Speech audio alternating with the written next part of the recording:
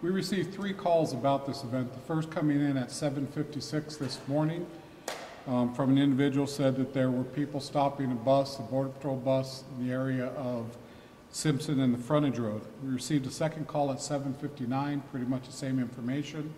And then at 8 o'clock this morning, we received a call in reference to individuals blocking access and egress from the federal courthouse building on Church north of Cushing. We responded to both locations. The incident on the courthouse building occurred on federal property, and U.S. Marshals and federal police were dealing with that. We left a couple officers there, but then we moved over to the situation with the buses on the frontage road in Simpson.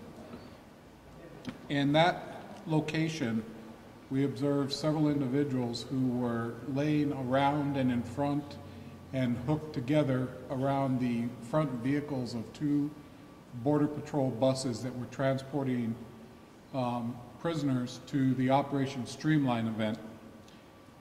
We made contact with Border Patrol agents who were at the scene, including Border Patrol Command, determined that there were approximately 70 individuals, 70 prisoners that were in the bus, including at least 8 that were facing felony charges. At that point, there were 12 to 14, the number varied, of individuals surrounding the tires and chained around the tires, as well as 50 to 75 observers chanting and yelling in the general area. We called in additional resources using on-duty resources to respond to the area. We also called in our rapid response team that have the capability of cutting through restraint devices. The reason for this was that these individuals have used what is commonly referred to as a dragon sleeve.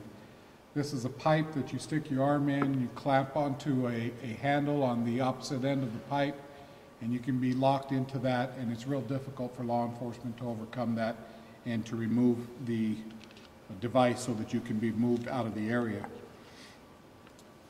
All total, we ended up using about 75 officers, most of them on duty, and 8 detectives. That doesn't include command staff who was present at the scene. We did talk with some attorneys who said they were there as observers and would act as emissaries back to the protesters. I advised them that we would not be allowing this road to stay closed for a long period of time. We also had to think of the safety and welfare of the prisoners on the bus, because this bus had been stopped and there was no water, no bathroom facilities, no food for these individuals. It also was interfering with their right to a speedy hearing to appear in front of federal courthouse. I asked if they would remove themselves. They said they would pass that message on. Obviously, they did not. I advised them that whether they removed themselves or we had to remove them, the individuals who had locked themselves around the tire were going to be placed under arrest. That was done after we had to forcibly remove the restraints from the individuals. We charged those 12 individuals that were still around the tires with hindering prosecution, which is a Class 5 felony. There were a total of 17 individuals arrested.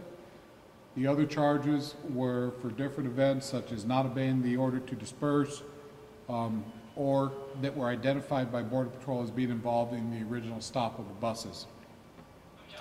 There's also the possibility of additional charges being brought upon those individuals that we charged with the felony offense. We were able to clear the first bus approximately, we'll get you the exact times on this, but approximately 45 minutes to an hour ago. I'm sure most of you were there and you know the time. And then we worked on clearing the second bus so that they could proceed out.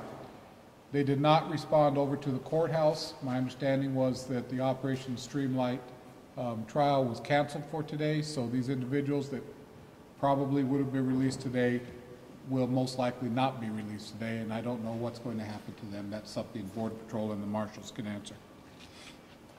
At this point, our detectives are doing follow-up interviews, and we're processing the individuals that were arrested in order for them to be booked at the Pima County Jail. Any other questions? People trying to make up a statement on immigration issues? I don't believe I have a feeling. I believe I have a knowledge that TPD is caught in the middle on this whole immigration issue. We've talked about this for a couple years now, that this was going to be the outcome, and this is just proving it. We are absolutely in a difficult place, but we are going to continue to enforce the law and follow the rules.